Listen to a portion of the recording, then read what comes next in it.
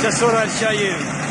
This is the rice harvester doing our rice for the year. I hope you can hear me above all the noise, right?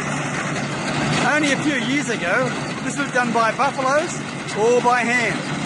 But now, we do it all with the machine. So there it is, okay?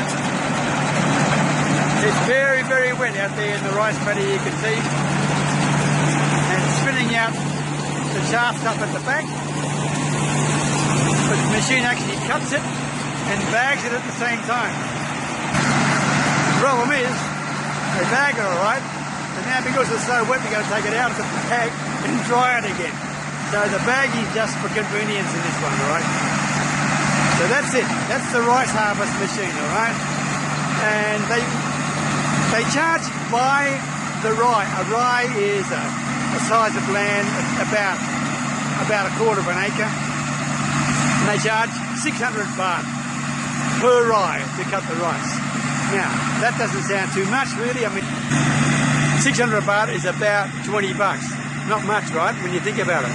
But I can tell you, when you're only getting 6 baht a kilo for the rice, it cuts a huge hole in it. And it really makes rice growing truly an unproductive thing. It's just purely culture, history and tradition. It's got nothing to do with making money, that's for sure. As you can see, this is where the harvest has been through. You can see our house in the background there, right, with the blue roof.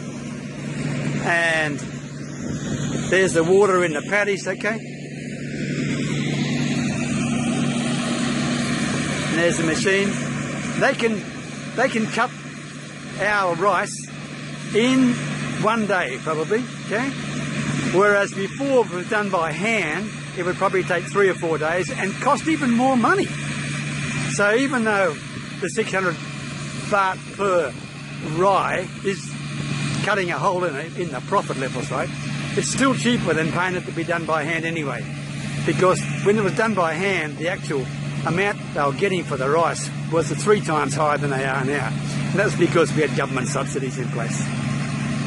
So there it is there. Now, by this swing over here, you can see there's some of the rice there come off the harvester and they're tipping it out on the blue tarpaulins there, okay? And they'll leave it there to dry and just hope like, man, it doesn't rain, okay? That's the other problem we've got.